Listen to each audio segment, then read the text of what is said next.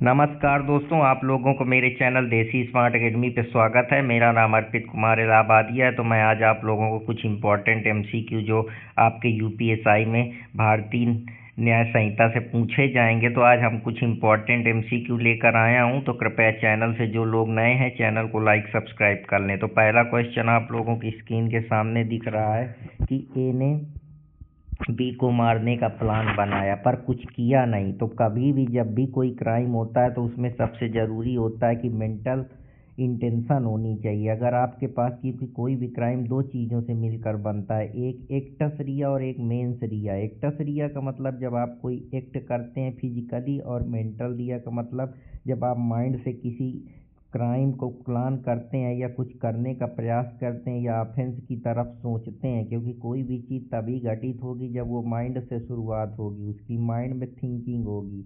तो एक्टस रिया जो है दो चीज़ों से मिलकर बनता है। एक तो इंटेंशन आपकी जो होनी चाहिए वो प्योर होनी चाहिए, दूसरी बात एक्टस रिया होना चाहिए और मेंस रिया होना चाहिए। जब ये दोनों मिल जाएंगे तभी हम उसको क्रिमिनल की कैटेगरी में रखेंगे होगा। इसलिए यहाँ पे कोई ऑफेंस नहीं होगा, क्योंकि यहाँ मेंटल रिया तो है पर बाद में उसने एक्टस रिया को जो है मना कर दिया या एक्टस रिया परफॉर्म नहीं करा।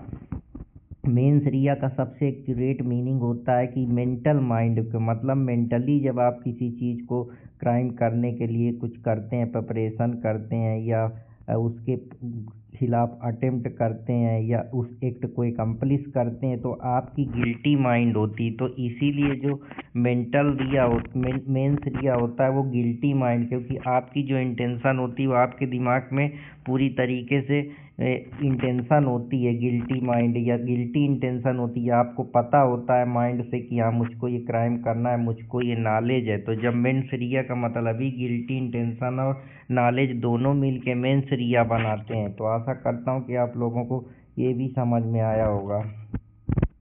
अब एक तीसरा क्वेश्चन, एक डॉक्टर है जो लीगल ड्यूटी के बावजूद पेशेंट को ट्रीट नहीं करता है। उसकी ड्यूटी है कि वो पेशेंट को ट्रीट करे, लेकिन पेशेंट मर जाता है। तो अब यहाँ बताइए कौन सा ऑफेंस होगा।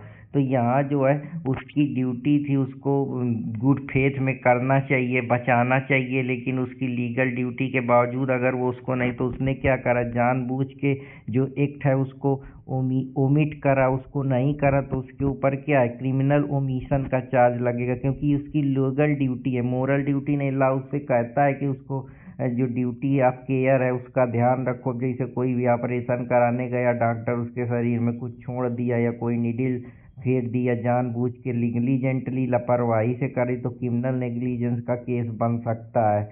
ये सारी चीज़ें इसके अंतर्गत आती हैं।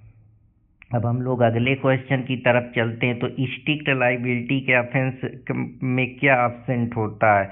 तो स्ट्रिक्ट लाइबिलिटी के जो ऑफेंस होते हैं जनरली वो मेंस रिया उनमें नहीं होता है। तो राइट ऑप्शन जो है वहाँ इंटेंशन प्रूव करना ज़रूरी नहीं होता है। जैसे कुछ मामले हो गए, जैसे फूड एडल्ट्रेशन के मामले हो गए, इनकी स्ट्रिक्ट लाइबिलिटी नहीं बनती है, क्योंकि स्ट्रिक्ट लाइबिलिटी के ऑफेंस में क्या ऑब्सेंट होता है, क्योंकि यहाँ किसी को हम मेंटली तौर पे इंटेंशन प्रूव करना नहीं होता है कि यहाँ, क्योंकि वो अपने आप में खुद स्ट्रिक्ट है कि तुमने अगर फूड एडल्ट्रेशन करा है मतलब तुम्हारा पहले से चाहे तुम करो या ना करो तुम्हारी लाइबिलिटी पहले से निर्धारित है, क्योंकि तुमने इस प्रकार के जो एक्ट करे हैं जो ऑलरेडी पहले से ये प्रूव करते हैं कि अगर तुमने जैसे पॉल्यूशन के केस हो गए, इन्वायरमेंट पॉल्यूशन के केस हो गए, इनमें पहले से जो परपिरेटर है या एक्यूज है उसको मालूम है कि वो क्या कर रहा है, उसके लिए वो पहले ही स्ट्रिक्टली लाइबल है। वहाँ किसी को प्रूव करने की ज़रूरत नहीं है या किसी को बताने की ज़रूरत नहीं, वो बिना फॉल्ट के ही अपने आप में ऑफेंस है।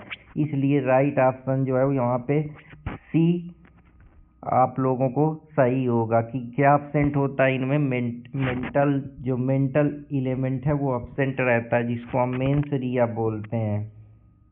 वायलेंट्री का मतलब क्या होता है। वायलेंट्री का मतलब होता है जब अपनी स्वेच्छा से हम कोई एक्ट करते हैं, जहां हम जो करते हैं उसके लिए हमारा माइंड जिम्मेदार होता है, कॉन्शियसनेस हमारे कंट्रोल में रहती है, हम सोच सकते हैं, समझ सकते हैं। तो वायलेंट्री का मतलब हम जब माइंड को कंट्रोल में रख कर कुछ काम करते हैं तो वो हमारा आ जाता है वो वायलेंट्री एक्ट के अंदर। तो राइट ऑप्शन यहाँ पे सी होगा। तो अब चलते हैं अगले क्वेश्चन की तरफ। ए को पता था कि उसके एक्ट से डेथ हो सकती है पर इंटेंशन नहीं था। अब मान लो एक तुमको पता है कि तुम्हारे एक्ट से कोई मर जाएगा, लेकिन अगर तुम्हारी इंटेंशन है नहीं, तो इसका मतलब क्या है? तुम मर्डर नहीं करना चाहते हो, तो इसका मतलब क्या है कि तुमको पता है कि उस एक्ट से डेथ हो सकती है। मतलब क्या है? तुमको उसका सकना या प्रोबेबिलिटी है कि ऐसा हो सकता है। पर अगर तुम्हारी इंटेंशन ही नहीं है, तो मामला जो है वो कम सीरियस अपराध का बनेगा, वो कल्पेबल होमोसाइड का बनेगा, क्योंकि तुमको नॉलेज तो है ना कि यार इससे मर जाएगा। भले इंटेंशन अब्सेंट है, और जहाँ नॉलेज प्रेजेंट होती है, इंटेंशनल अब्सेंट होती है, वहाँ कल्पेबल होमोसाइड बन जाता है। इसको हम मानववध बोलते हैं। 299 में इसके खिलाफ चीज़ों के बारे में दिया है। 300 में मर्डर के बारे में दिया है। 302 में मर्डर के पनिशमेंट के बारे में दिया है। रांगफुल गेन का मतलब क्या होता है? रांगफुल गेन का मतलब होता है जब हम किसी से जानबूझकर कुछ गेन लेते हैं। जैसे कि हम गेन में क्या, हमने किसी को कुछ बता दिया कि यार तू ये एक चीज़ ले ले, लेकिन अब जानबूझ के जब वो चीज़ लिया, उसको ला जो है गेन हो गया रांगफुली तरीके से। या हमने किसी को, मान लो हमको 50-100 रुपए का हमको किसी के साथ कमीशन मिलना था, धोखे से हमको जो है 110 रुपये मिल गए। तो रांगफुली तरीके से हम जब किसी का कोई इंटरेस्ट एक्वायर कर लेते हैं या प्रॉफिट एक्वायर कर लेते हैं, ऐसा गेन जो लाफुली नहीं है, जो ला कहता है कि ये गलत है, तो जब हम लाफुल प्रॉफिट या इलीगली गेन बना लेते हैं, तो वो रांगफुल गेन के अंतर्गत आता है। जो गेन ला के खिलाफ होता है उसी को हम रांगफुल गेन कहते हैं। तो राइट ऑप्शन यहाँ पे आप लोगों के सामने आंसर बी होगा। तो अब चलते हैं अगले क्वेश्चन की तरफ। गुड फेथ का करेक्ट टेस्ट क्या होता है? गुड फेथ का मतलब ऐसा एक्ट करना जो पूरी तरीके से सही हो, पूरे विवेक से लिया गया हो, पूरा उस पर केयर कासन बरती गई हो, अटेंशन के साथ वो काम किया गया हो। तो सेक्शन जो 52 है आईपीसी का, वो इसके बारे में बात करता है, जहाँ तुम अपनी तरफ से हॉनेस्टी और रीजनेबल केयर का ध्यान रख के करते हो। और ये एग्जाम का फेवराइट है यूपीएसआई में। सेक्शन 52 गुड केयर के बारे में बात करता है। एक्टस रिया मेंस रिया प्लस इंजरी मिलकर क्या बनाता है? तो जब एक्टस रिया मेंस रिया और इंजरी मिल जाती है, तो भैया यहीं से क्राइम बन जाता है। क्योंकि एक्ट करोगे तब किसी चीज़ को दूसरी मेंटल माइंड बनाओगे, और फिर उसको कुछ मारोगे, किसी का क्राइम करोगे, उसके लगेगी, क्षति होगी फिजिकली, मेंटली, बॉडी, रेपुटेशन, तो वो जाके क्राइम की शरण ले लेगा। तो इसीलिए 3 एलिमेंट जब मिल जाते हैं तो क्रिमिनल ऑफेंस बन जाता है। तो आशा करता हूँ कि आप लोगों को ये भी समझ में आया होगा। मिस्टेक ऑफ फैक्ट का डिफेंस क्या मिलेगा? मिस्टेक ऑफ फैक्ट का मतलब कि जैसे आप कोई काम कर रहे हैं, आपको पुलिस ने ए को पकड़ने के लिए कहा और पुलिस जाके बी को पकड़ ले, तो यहाँ फैक्ट क्या था कि ए को पकड़ना था तथ्य, लेकिन उसने बी को पकड़ लिया। या आपके घर में रात को कोई चोर आ जाए और पता चले कि वो चोर नहीं है, वो आपका पड़ोसी है, तो ये क्या है? ये एक गुड फेथ में जब हम कोई मिस्टेक ऑफ फैक्ट करते, तो हमको जनरल एक्सेप्शन की कैटेगरी में ये डिफेंस मिल जाता है। तो राइट ऑप्शन यहाँ पे बी होगा। तो आशा करता हूँ कि आप लोगों को ये भी समझ में आया होगा। ला क्या करता है? एक्चुअली वो प्रज्यूम करता है कि अगर 7 साल का बच्चा चोरी करता है तो हम उसको लाइबल नहीं ठहराते, क्योंकि जो बच्चा होता है वो अभी दिमाग उसका इतना डेवलप नहीं होता, वो इतनी रेशनल थिंकिंग या जजमेंट नहीं बना पाता। ला की नज़र में ऐसे जो लोग होते हैं या जो ऐसा चाइल्ड होता है, उसको डोली इनकैपेक्स बोलते हैं। मतलब वो इनकैपेबल नहीं है क्राइम करने के लिए। उसकी थिंकिंग और उसका जो विवेक है, जो रीजनिंग है, वो अभी नहीं इतनी समझदार नहीं है कि वो उसको हम क्रिमिनली रिस्पॉन्सिबल ठहरा दें। तो राइट ऑप्शन यहाँ पे बी होगा। अब हम अगले क्वेश्चन की तरफ चलते हैं। 10 साल का बच्चा समझ के अगर मर्डर करे तब क्या होता है? अगर 10 साल का बच्चा या 7 साल का बच्चा, 7 से 12 साल के बच्चा को हम एब्सोल्यूट इम्यूनिटी देखते हैं, लेकिन उसके लिए हम ये ध्यान देते हैं कि ये अभी सोच समझ पा रहा है या रेशनल जजमेंट बना पा रहा है या नहीं बना पा रहा है। तो अगर 10 साल का बच्चा के अंदर समझ करके वो मर्डर कर दे, मतलब अब उसकी दिमाग थिंकिंग बिल्कुल एडवांस है, वो सोच सकता है। अब उसको समझ आ गई है। अब उसकी जो रेशनल अंडरस्टैंडिंग है वो बहुत बेहतर तरीके से काम, इसका मतलब उसको पूर्ण तरीके से पता है कि वो जो कर रहा है गलत है, तो लाइबिलिटी बन जाएगी और लाइबल हो जाएगा। तो जब अगर मैच्योरिटी दिख रही है और अंडरस्टैंडिंग प्रूफ हो जा रही है तो फिर हम उस मामले को जो है जनरली मान लेते हैं कि हाँ ये उसकी लाइबिलिटी यहाँ पे बन रही है और ये इसके लिए लाइबल हो जाएगा।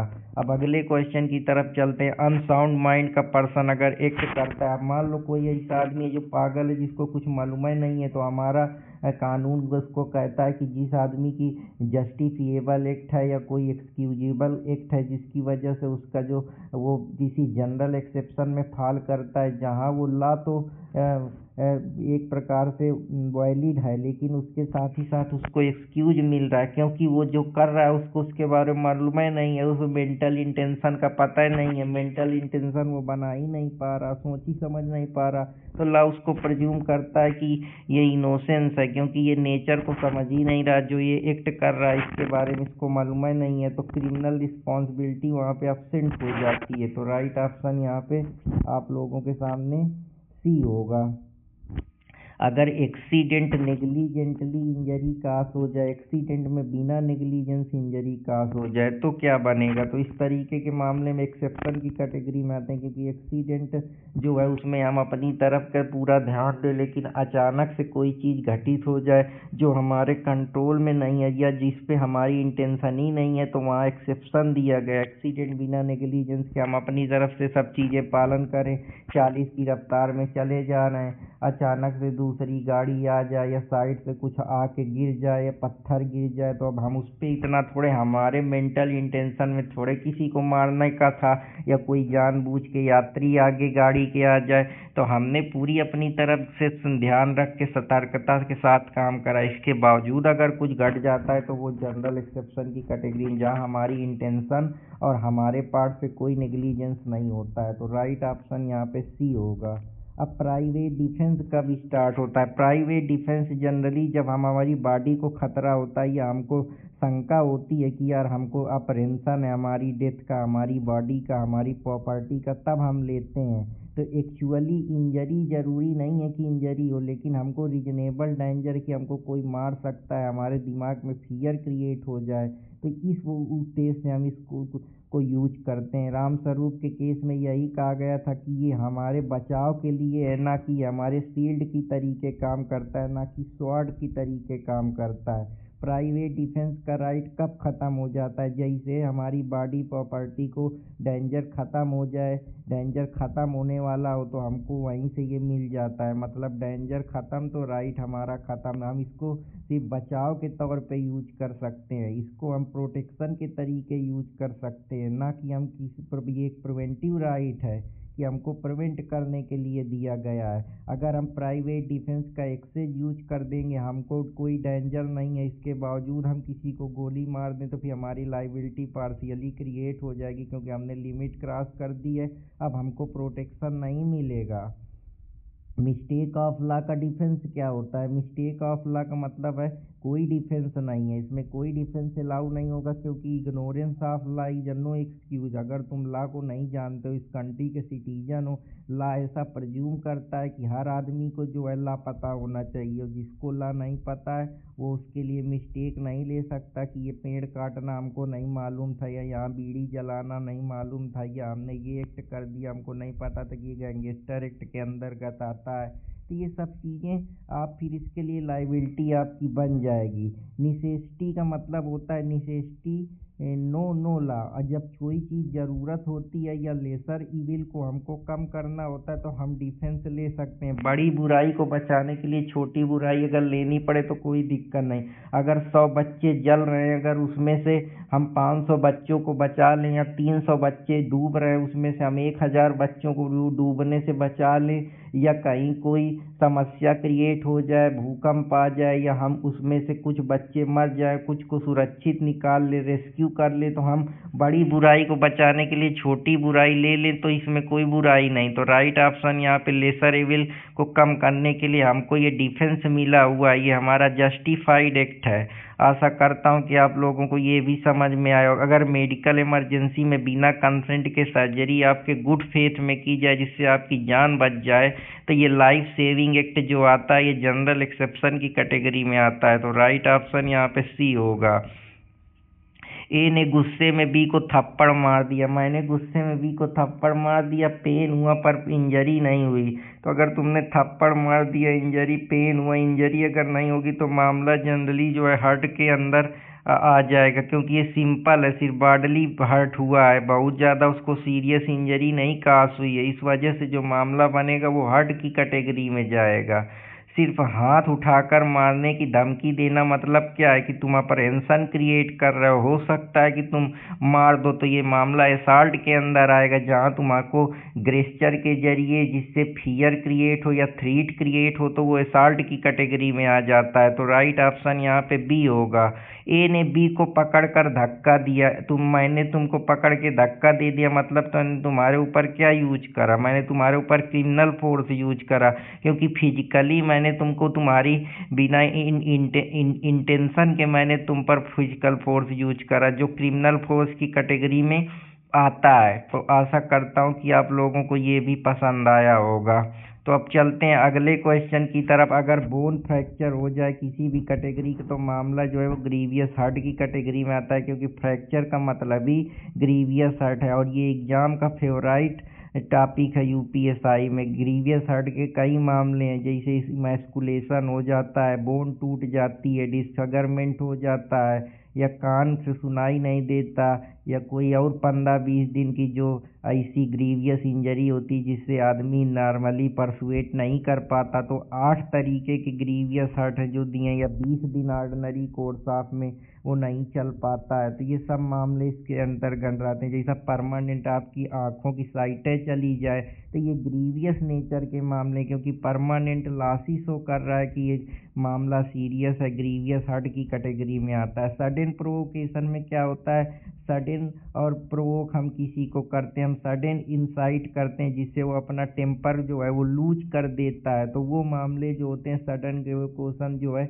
वो मर्डर की कैटेगरी में नहीं आता, वो कल्पेबल होमोसाइड में आता है। क्योंकि जो सडन प्रोवोकेशन है वो मर्डर का एक्सेप्शन है, क्योंकि वो सडनली हमने जो है एक्यूज है या परपिरेटर को इंसाइट करा है, उस रिवेंज के बदले वो अपना जो टेम्पर है लूज कर दे रहा है। इसमें के एम नानावटी का केस है। तो राइट ऑप्शन यहाँ पे बी होगा। पॉइजन देकर मारना का मतलब क्या है, तुम्हारा पूर्ण इंटेंशन है कि तुम पॉइजन दोगे तो मर जाएगा, मतलब तुम्हारे दिमाग में पता है कि एक डेंजर है, इस वजह से मर्डर की कैटेगरी में आएगा। क्लियर इंटेंशन है, 100% तुम श्योर हो कि ये अगर पॉइजन दूंगा तो ये आदमी निपट जाएगा, तो ये मर्डर की कैटेगरी में आ जाएगा। हाई स्पीड ड्राइविंग के साथ चल रहे हो, तुमको पता है कि कहीं ना कहीं गाड़ी लड़ेगी तो तुम रैश और नेग्लिजेंट तरीके से चला रहे हो, इंटेंशन भले नहीं पर नेग्लिजेंस तो क्रिमिनल लाइबिलिटी क्रिएट हो जाएगी। तो आशा करता हूँ कि आप लोगों को ये भी पसंद आया होगा।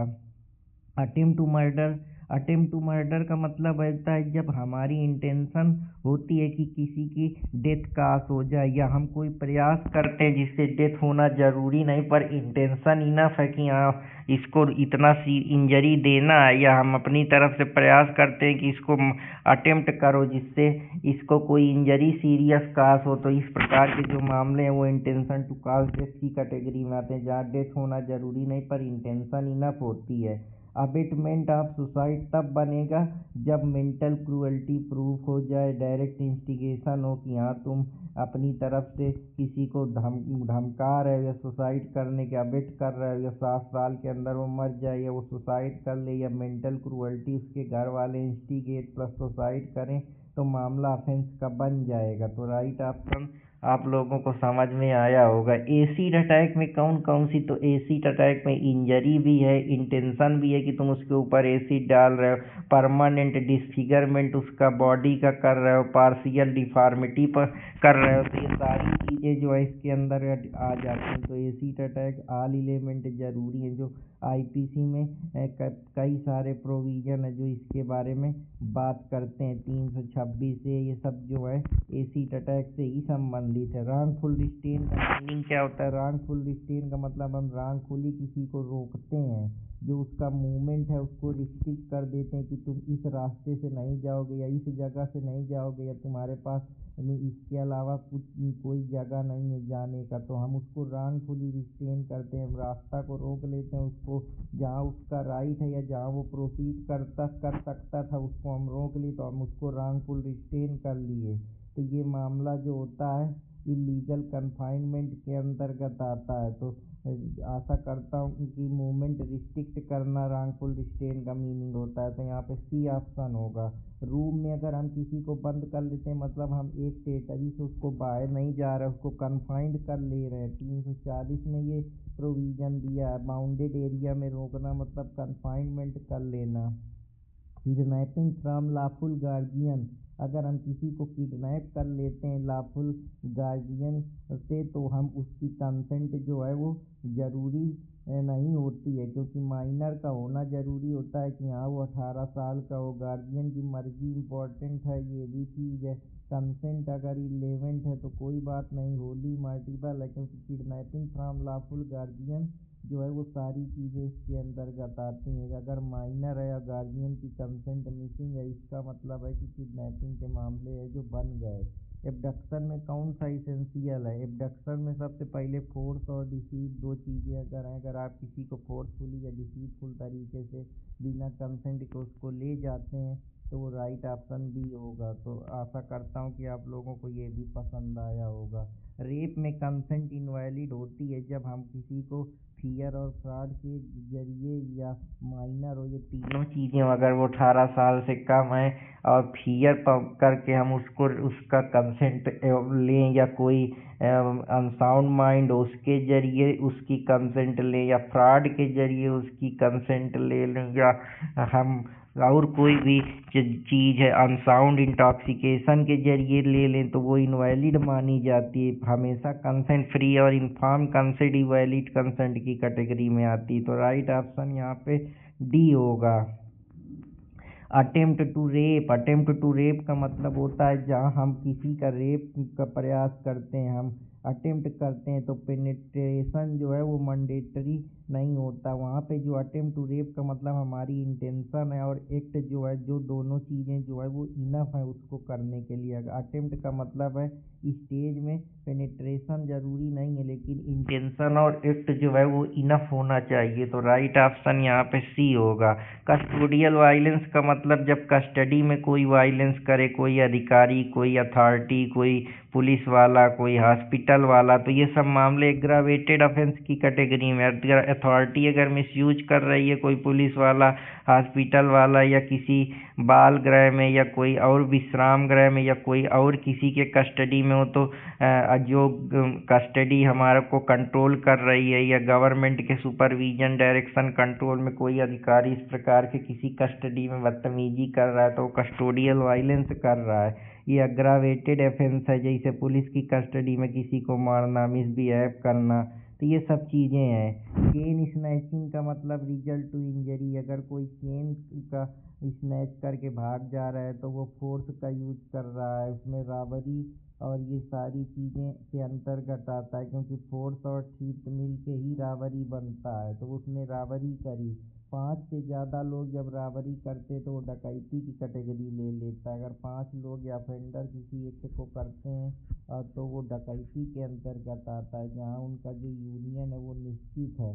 तो आशा करता हूँ कि आप लोगों को ये लेक्चर समझ में आया होगा। अगर समझ में आया हो तो चैनल को लाइक सब्सक्राइब करते रहे और अपने दोस्त अर्पित कुमार इलाहाबादिया के साथ जुड़े रहे। तो फिर मिलूंगा कोई नए टॉपिक के साथ, तब तक हंसते रहें, मुस्कुराते रहें और चैनल से जुड़े रहें।